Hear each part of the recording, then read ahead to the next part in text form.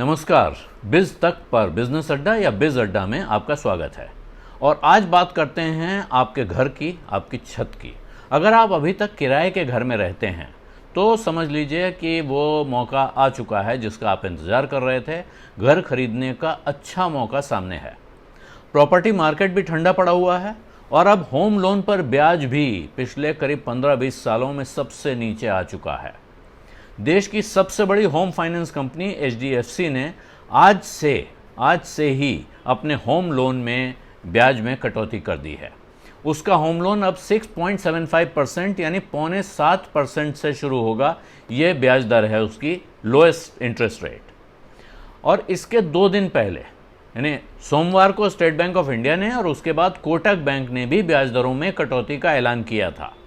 State bank की सबसे कम ब्याज दर तो एचडीएफसी से भी कम है, 6.7%, और कोटक की 6.65%, यानी कोटक का लोन इनमें सबसे सस्ता है। लेकिन ये ध्यान रखिए, एक बात इसमें ध्यान रखने की है कि कोटक और स्टेट बैंक दोनों का ही ये ऑफर सिर्फ 31 मार्च तक के लिए है। यानी इसी महीने घर का सौदा पक्का करके लोन पास करवाने वाले नए ग्राहकों को ही इसका फ़ायदा मिलेगा। हो सकता है ये स्कीम अभी आगे बढ़ा दी जाए, लेकिन फ़िलहाल ये 31 मार्च तक का रेट है। उधर एचडीएफसी का रेट थोड़ा ऊंचा है। आपने देखा होगा कि 0.05% यानी 1% के 20वें हिस्से का फ़र्क है स्टेट बैंक और उसके रेट में। लेकिन एचडीएफसी ने इतनी ही कटौती की है अपने पीएलआर में, प्राइम लेंडिंग रेट में 0.05% की, यानी 1% के 20वें हिस्से की। लेकिन वो कटौती उसने प्राइम लेंडिंग रेट में की है, यानी नए ग्राहकों के साथ साथ कंपनी के सारे पुराने होम लोन कस्टमर्स को भी उसका फ़ायदा मिलेगा। प्रॉपर्टी का दाम अगर आप देखें बाज़ार में तो पिछले 5 साल करीब ऐसे निकल गए हैं जिसमें प्रॉपर्टी का दाम या तो गिर रहा है, अलग अलग जगहों पे अलग अलग हिसाब हैं, या तो गिर रहा है या फिर कम से कम बढ़ नहीं रहा है या बहुत कम रफ्तार से बढ़ रहा है। काफ़ी वक्त के बाद प्रॉपर्टी के मार्केट में कुछ हलचल दिख रही है और लोग इच्छा दिखा रहे हैं खरीदने की। वजह यही है, प्रॉपर्टी सस्ती हो गई है, लोन भी सस्ता मिल रहा है।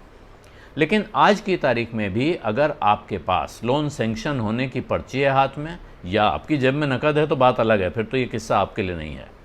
और आप मोल भाव करना जानते हैं तो अपनी पसंदीदा प्रॉपर्टी आप आज भी अच्छे दाम पर पकड़ सकते हैं। बाज़ार थोड़ा हिलने लगा है, दाम हल्के हल्के तेज़ हो रहे हैं, ऐसी खबरें आ रही हैं।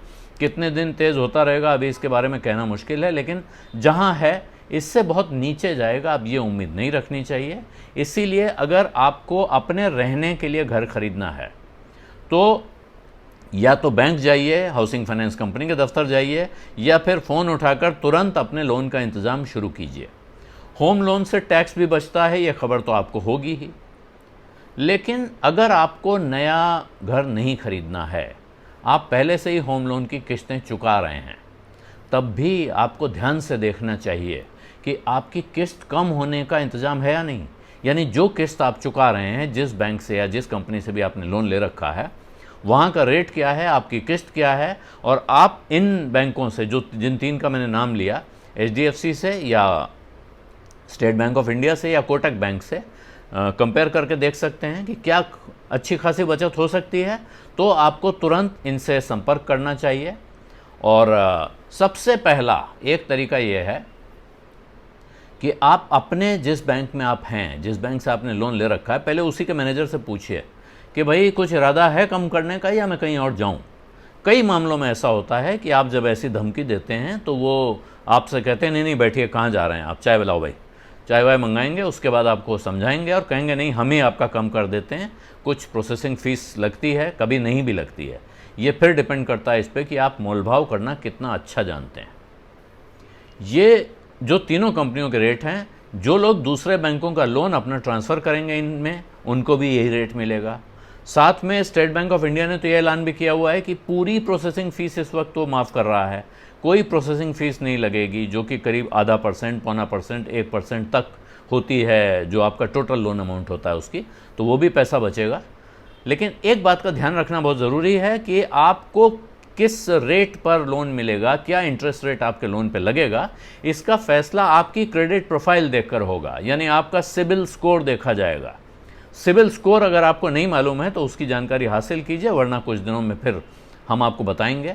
बेसिकली वो ये है कि आप अपने जो भी चीज़ों के आपने लोन ले रखे हैं, कहीं अगर लिए हुए हैं, उनको आप वक्त से चुकाते हैं कि नहीं, आपकी कमाई रेगुलर है या नहीं, इस गणित के हिसाब से आपको एक स्कोर दिया जाता है, जो आपकी साख का मीटर समझ लीजिए, उसको आपकी क्रेडिट का मीटर है, उसको देखकर तय होगा। अगर आपकी अच्छी क्रेडिट रेटिंग है तो आपको कम रेट पर लोन मिल जाता है आसानी से।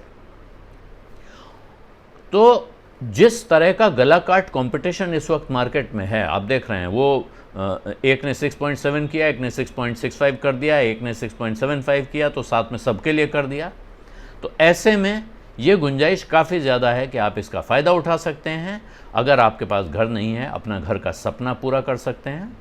एक बात और ध्यान रखिएगा, नया लोन लेते समय या लोन को ट्रांसफ़र करते समय, अगर कहीं फिक्स रेट लोन का ऑप्शन मिल रहा है, यानी वो लोन जिसका रेट चेंज नहीं होगा, तो इस वक्त वो लेना फ़ायदे का सौदा रहेगा, भले ही उसके लिए आपको आधा % या 1% एक्स्ट्रा ब्याज क्यों ना देना पड़े।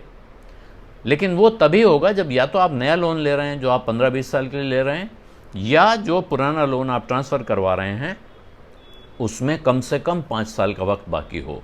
वजह यह है कि इंटरेस्ट रेट जहां आज की तारीख में हैं, इससे नीचे जाने के आसार अब लगभग नहीं हैं। यहाँ से अब आज कल परसों जब भी बढ़ें, वो यहाँ से धीरे धीरे बढ़ेंगे। तो इस वक्त रेट जहाँ पर है, इस जगह अगर लॉक हो सकता है किसी भी तरह फीस देकर, तो आपको उसे लॉक कराने की कोशिश करनी चाहिए। लंबे दौर में आपको समझ में आएगा कि वो बहुत फ़ायदे का सौदा है।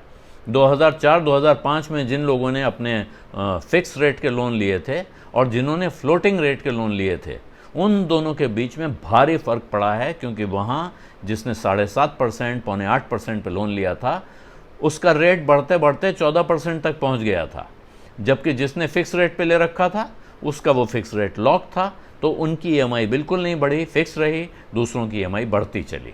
तो अगर मौका मिले, हालांकि इस वक्त ज़्यादातर फ्लोटिंग रेट ही मिलता है, फिक्स रेट बहुत मुश्किल से कोई देने को राज़ी होता है, लेकिन अगर मौका मिलता है कि फ़िक्स रेट आप ले सकते हैं तो उसे लेने का मौका चूकिएगा मत। बिज़ अड्डा में आप कुछ और देखना चाहते हैं, आप कुछ और सोचते हैं इसके बारे में, तो अपनी राय, अपने सवाल टिप्पणियों में यानी नीचे कमेंट्स में लिखना न भूलें। धन्यवाद, नमस्कार।